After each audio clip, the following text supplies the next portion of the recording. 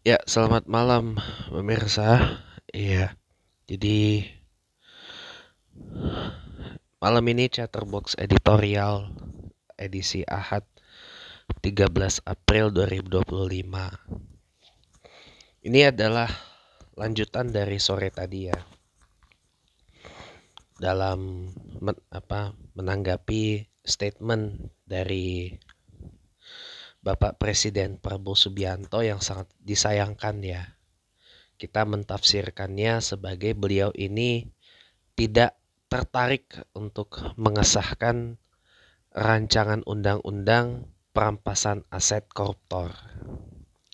Ini terungkap jelas dan gamblang dalam wawancara bersama 7 jurnalis di Hambalang.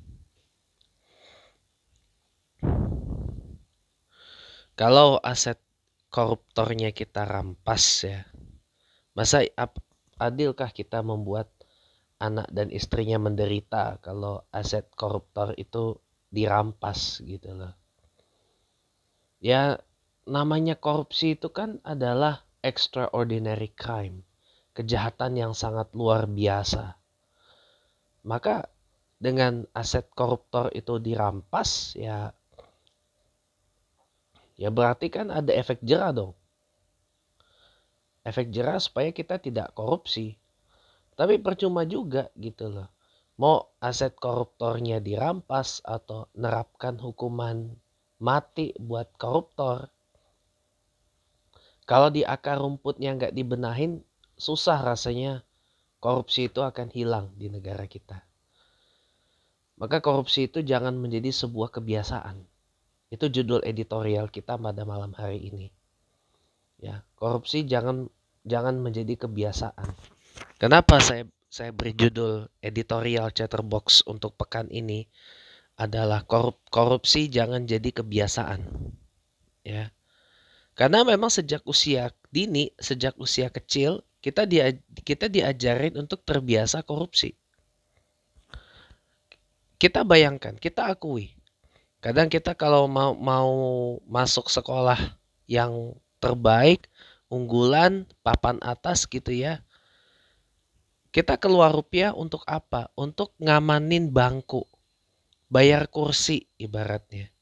Bayar kursi kepada siapa? Kepada pihak sekolah. Pada guru, kepada kepsek, suruh kepada kepsek, kepala sekolah. Ini praktek ini terjadi. Ya, kalau supaya anak-anak itu dapat kursi di sekolah terbaik. Dari jenjang SD, SMP hingga SMA. Bahkan praktek ini juga ada loh di perguruan tinggi. Praktek beli kursi, bayar kursi di beberapa perguruan tinggi negeri. Saya mau cerita, waktu saya masuk UIN Jakarta dulu, ya, itu saya tuh bayar kursi ke dosen. Tujuannya biar saya bisa kuliah di UIN. Walaupun saya sebenarnya nggak tertarik kuliah di sana, tapi mama saya maksain. Saya sebenarnya pengen kuliah di UI. Tapi karena mama saya nggak ada koneksi, nggak ada relasi, nggak ada kerabat di sana, jadi saya nggak bayar kursi di UI.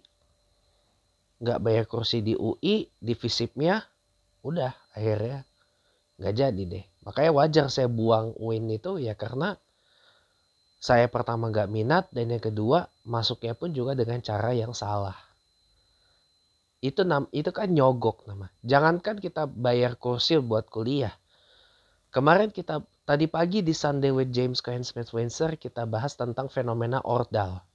Fenomena ordal yang dimana kita mau kerja aja nyogok. Nyogok HRD. Biar ibaratnya kita juga sama bayar job. Bayar pekerjaan yang kita incer. Supaya jangan diembat sama orang. Ini ini terjadi di mana-mana loh. Sogok menyogok biar bisa kerja. Biar cepet gitu loh. Ibaratkan kita ibaratkan kita di Dufan gitu ya. Dufan Ancol Jakarta Utara situ atau Trans Studio Bandung, kita bayar lebih untuk fast track mengakses wahana lebih cepat ketimbang kita gak bayar lebih dapat fast track jadinya ngantri di mana-mana.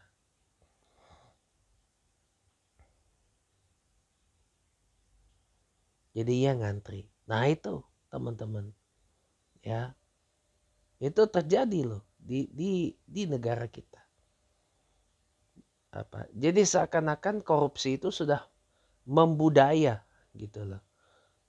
Orang sudah terbiasa korup sejak usia dini. Nah ini kan bahaya banget kalau nggak dirubah. Sekarang bagaimana kita bicara perampasan aset koruptor? Kalau kitanya sendiri masih membiasakan diri untuk berbuat korupsi atau memaklumi adanya praktek korupsi itu. Bahkan mohon maaf, kita bikin KTP aja biar cepet jadi itu ada pelicinnya. Kita mau bikin SIM, STNK, BPKB ya, biar cepat ini fast track gitu ada pelicinnya. Kita bayar, kita sogok gitu loh, biar cepat.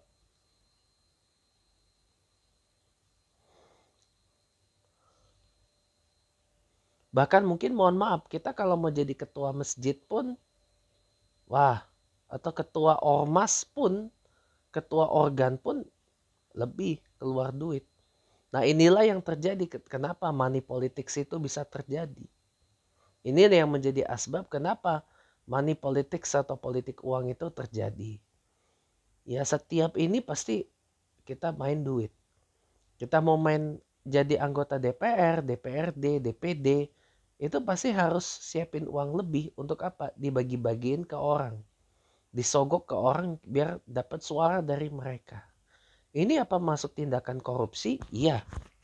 Ini kan korupsi juga. Korupsi untuk jadi anggota DPR. Jadi kalau di Indonesia ini money politics itu terjadi karena memang korupsi itu udah jadi kebiasaan. Money politics itu sudah jadi kebiasaan. Politik uang itu udah jadi kebiasaan. Ya. Tujuannya untuk mendapat suara itu. Mendapat suara biar jadi wakil rakyat atau paling enggak suara untuk menjadi kepala daerah. Tidak ada kepala daerah yang enggak main money politics di Pilkada 2024 kemarin. Semuanya pasti main. Di Pileg 2024 kemarin, semua caleg-caleg itu pasti main yang namanya money politics. Kalau bukan party politics ya pasti money politics.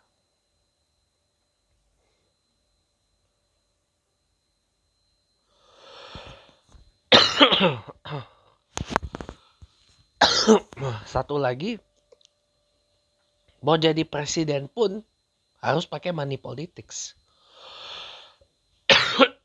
Itulah kenapa tadi pagi saya singgung kenapa Prabowo Gibran bisa kepilih, itu karena money politics yang dilakukan oleh Jokowi dengan menggelontorkan dana 497 triliun rupiah bagi-bagi buat bansos.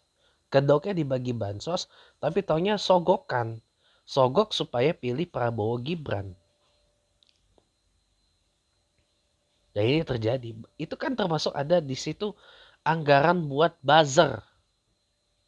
Bayangkan coba. Ini kan sudah terbuka terang benderang sekali, ini korupsinya luar biasa loh. Tapi kenapa nggak ditindak? Nah ini. Makanya teman-teman ya, kita jangan pernah bermimpi rancangan undang-undang perampasan aset koruptor itu bisa disahkan kalau kitanya sendiri tidak melakukan resistensi terhadap yang namanya korupsi. Tidak melakukan perlawanan terhadap yang namanya korupsi. Jangan berharap deh. Kecuali kalau gini, RUU PAK itu diubah namanya menjadi perlindungan aset koruptor. Atau rancangan undang-undang pengamanan aset koruptor. Jadi asetnya tuh diamankan, dilindungi, dijaga gitu ya. Gak bakal menderita itu keluarga koruptornya. Itu pasti 8 partai yang ada di DPR RI 2024-2029 akan cepat mensahkannya. Secepat pesawat Concorde ketika mengesahkan RUU TNI yang menjadi undang-undang TNI sekarang. Bahkan sampai supaya nggak diprotes oleh masyarakat, dipindah ke hotel Fairmont tertutup gitu. Walaupun digeruduk juga.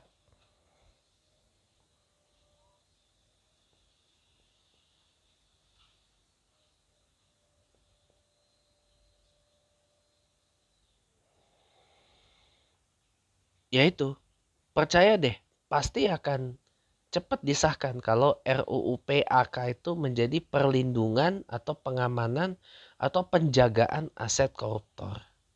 Bukan perampasan. Kalau perampasan pasti gak bakal setuju semuanya. Karena semua part 88-nya ada korupsi. Termasuk PDI Perjuangan. Termasuk partai partai PKS, Partai Gerindra, Partai Golkar, Partai Demokrat. Semua 88-nya di DPR ada korupsinya. Bahkan semua partai politik peserta pemilu 24 kemarin itu ada korupsinya. Makanya semua partai itu pada mingkem kalau ngomongin perampasan aset koruptor ini. Nggak, padahal rakyat itu sudah banyak bersuara agar RUU PAK ini disahkan secepatnya gitu loh. Tapi tetap aja yang namanya partai punya kepentingan. Punya kepentingan.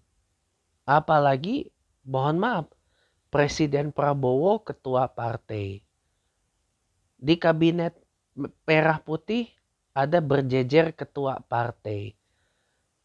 Menteri ya, presidennya ketua umum Partai Gerindra. Pak Prabowo. Ya, Golkar pemegang saham terbesar Koalisi Merah Putih Jilid 2, ketua umumnya Pak Bahlil Lahadalia itu Menteri ESDM. Energi Sumber Daya Mineral. Partai Demokrat ketua umumnya Pak Agus Yudhoyono itu Menteri Koordinator Infrastruktur dan Pembangunan Kewilayahan. Tambah lagi Partai Amanat Nasional. Pak Zulkifli Hasan itu Menteri Koordinator Pangan.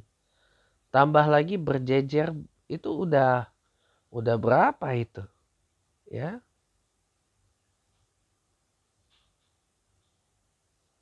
Mantan Presiden Megawati Soekarno Putri Ketua PDIP. Yo. Ya, welcome back. Jadi berjejer semua tuh. Belum lagi partai-partai non-parlemen punya jabatan juga di pemerintah. Kayak P3, Pak Mardiono itu utusan khusus presiden bidang apa gitu saya lupa. Ahmad Rida Sabana, Ketua Umum Partai Garuda, utusan khusus presiden bidang pangan. Terus Ketua Partai Prima, Agus Jabo Priyono, Wakil Menteri Sosial. Ya. Tambahlah itu berjejer. Ya mana mau orang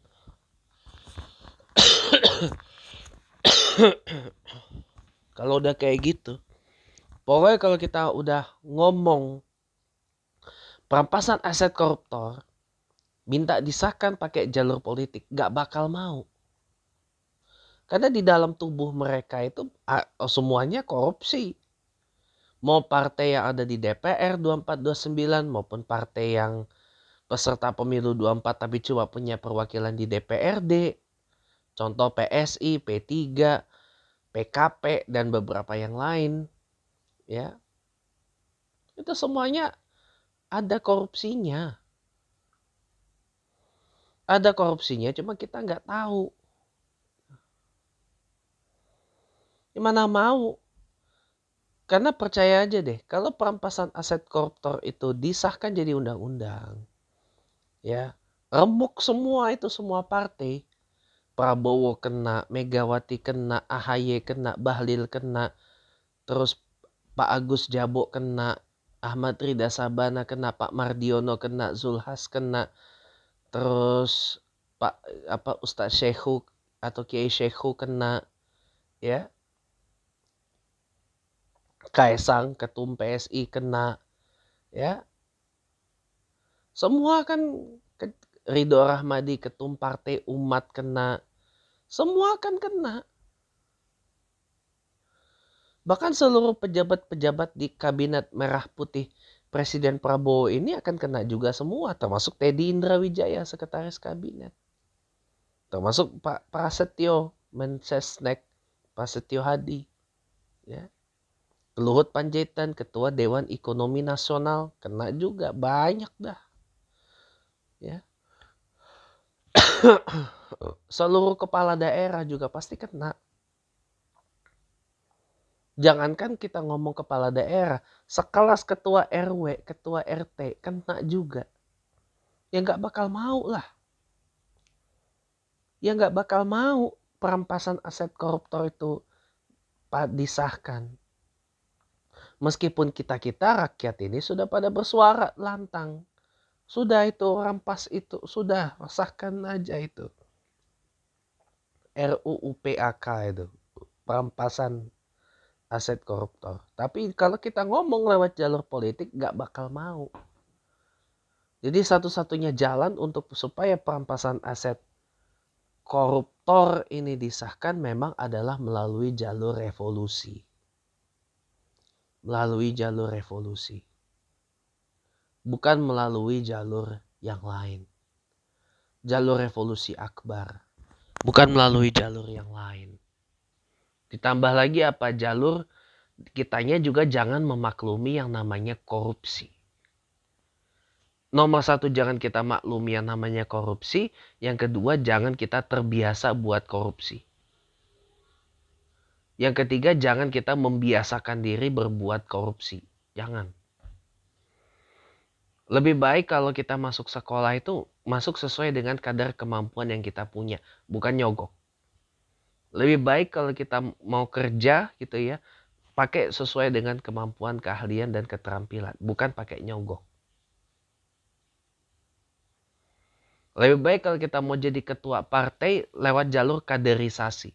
Bukan nyogok. Kalau kita pengen jadi pejabat yang tinggi rankingnya, mulai dulu dari bawah. Kita mau jadi pemimpin perusahaan, ya kita kerja dulu di perusahaan itu mulai dari bawah. Jangan nyogok.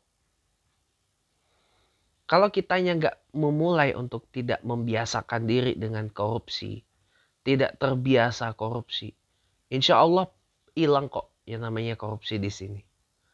Karena kitanya udah terbiasa, udah memaklumi, udah kalau bahasa Sundana udah sabodo teing lah dengan korupsi kayak gitu, ya udah, apalagi jangan dipaksa kita harus tidak korupsi gitu loh. Banyak cara sebenarnya untuk tidak korupsi, itu banyak sekali teman-teman. Bisa lewat audit, bisa lewat seruan transparansi, terbuka, dan sebagainya. Saya kalau jadi presiden RI suatu hari nanti ya, itu semua saya wajib terbuka. Rapat di parlemen terbuka. Rapat terbatas terbuka, live sampai penuh. Rapat kabinet paripurna terbuka, live sampai penuh. Masuk TV, kalau masuk TV, masuk radio, masuk medsos, kalau perlu rakyat diundang tonton. Perwakilannya doang, kan nggak semuanya bisa. Perwakilan masyarakat, perwakilan mahasiswa, ya, perwakilan datang undang tonton ini, kayak kita lagi rapat terbatas, rapat kabinet paripurna semuanya, biar menjadi pengawas dari kinerja para menteri saya nanti, dan termasuk kinerja saya sebagai presiden di masa yang akan datang.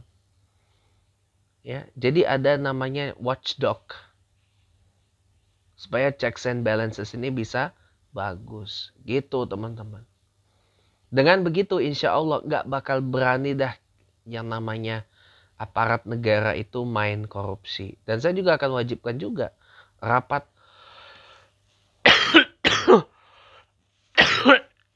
rapat kepala daerah itu rapat kepala lembaga menteri apa segala, live langsung terbuka, undang masyarakat datang ke situ, tonton ini. Jadi biar gak akan ada banyak tingkah, karena akan merasa terawasi. Dan akan tahu, oh kita ngabdi bukan buat partai, kita ngabdi bukan buat bohir-bohir kita ngabdi bukan buat yang ngongkosin kita jadi pejabat, bukan. Tapi kita ngabdi buat rakyat. Oh ini mereka rakyat Indonesia. Gitu. Dengan begitu, insya Allah yang namanya pejabat korupsi gak akan ada lagi. Makanya korupsi adalah kejahatan luar biasa, harus ditangani juga dengan cara luar biasa.